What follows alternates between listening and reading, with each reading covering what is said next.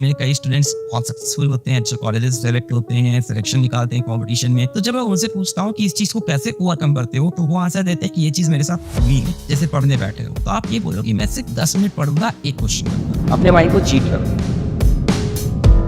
आज भी इसके अंदर बहुत टेक डाउन, बहुत डीप करने वाला, जैसे the problem and the solution. तो चलिए स्टार्ट करते हैं। सबसे पहले द प्रॉब्लम, कि ऐसा क्यों करते हैं हम कि इस काम को कल से करेंगे, बाद में करेंगे। ये सारी बातें मैं आपसे नहीं कर रहा, सिर्फ मेरे बेस से आप तक पहुंच रही हैं बातें। ये ठीक है, वहां से आ रही है, मेरे बेस से आप तक जा रही है। सिर्फ इतना समझिए, ये मेरी नॉलेज नहीं है, किसी बहुत अच्छी बुक की नॉलेज आपके पास आ रही है। तो द प्रॉब्लम ये है कि हम आलसी हैं, हम लेजी हैं, काम करने का मन नहीं करता, यही सोच रहे हैं। ये तो प्रॉब्लम नहीं हुई ना, ये तो हो रहा है। क्यों लेजी है, क्यों आलसी है, काम करने का मन क्यों नहीं कर। एक्चुअल रीजन जानने के लिए मैं आपको बताता हूँ कि हमारे माइंड की 3 प्रकृति होती है। 3 प्रकृति, जिसको 3 गुणास भी बोलते हैं, 3 नेचर बोल सकते हैं। 3 नेचर्स ऑफ आवर माइंड। आप पहले नेचर को समझ लो गुड, दूसरे को समझ लो नॉट सो गुड, तीसरा है बैड। फर्स्ट को आप समझ लो गुड, दूसरे को नॉट सो गुड, तीसरा बैड। एंड व्हेन आई से bad, I mean very bad. ये नेचर बहुत बुरा है। अब इन तीनों कैटेगरी को समझना है। जैसे मान लो हमारे रोज की काम है, हमारा जो कर्म है, हम अपने माता पिता की सेवा करें, अपनी पढ़ाई लिखाई करें, अपनी जॉब करते हैं, जो भी अच्छे काम है, किसी की हेल्प करें, वो गुड नेचर में आ। अब मान लीजिए हमें किसी चीज की ग्रीड,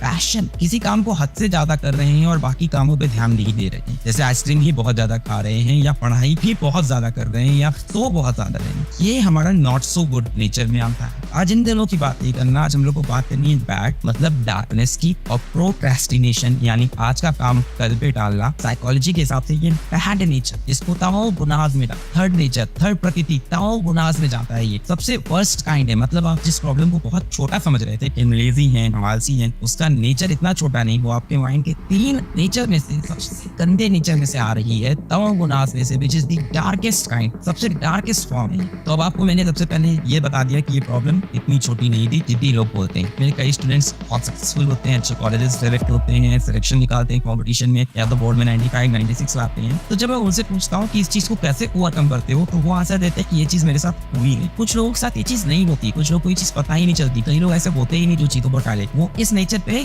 कभी जाते ही नहीं, इन्हीं दोनों नेचर पे टैकल करते रह जाते हैं। तो ये प्रॉब्लम बड़ी है, ऐसी कोई छोटी मोटी बात नहीं है कि सिर्फ लेजिंग, पर इतनी बड़ी प्रॉब्लम भी नहीं है, क्योंकि इसका सोल्यूशन की तरफ बढ़ते हैं। तो पहले मैं इसका बहुत ही आसान सोल्यूशन बताता हूँ, बहुत इजी सोल्यूशन ये है, टू मेक अ स्टार्ट। ये चीज को स्टार्ट करना बहुत टफ है। फॉर एग्जाम्पल हम आपसे कहें कि आप ऐसे लिख के दिखाओ 400 वर्ड का, 400 वर्ड का ऐसे लिखने में प्रॉब्लम नहीं है, प्रॉब्लम है ऐसे की स्टार्टिंग की 4 लाइन। एग्जाम में जाते हैं 4 लाइन अगर लिख जाती है तो उसके बाद तुम ऐसे पूरा छाप, बट स्टार्टिंग की 4 लाइन्स लिखना बहुत।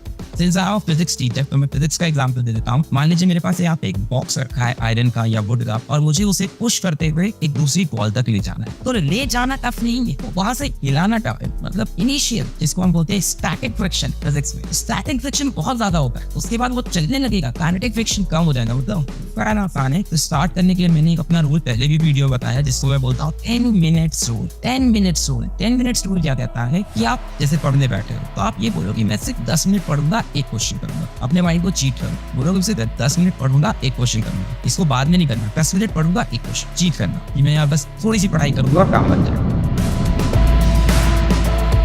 अगले 2 या 3 महीने अपने गोल पे नजर, और जिस दिन अपना गोल अचीव होता है ना, उस दिन वो अमृत। Virat Kohli is an example for whole youth. Virat Kohli ने क्या कर दिया, रिकॉर्ड तोड़ते जा रहे हैं, सचिन से भी तेज जा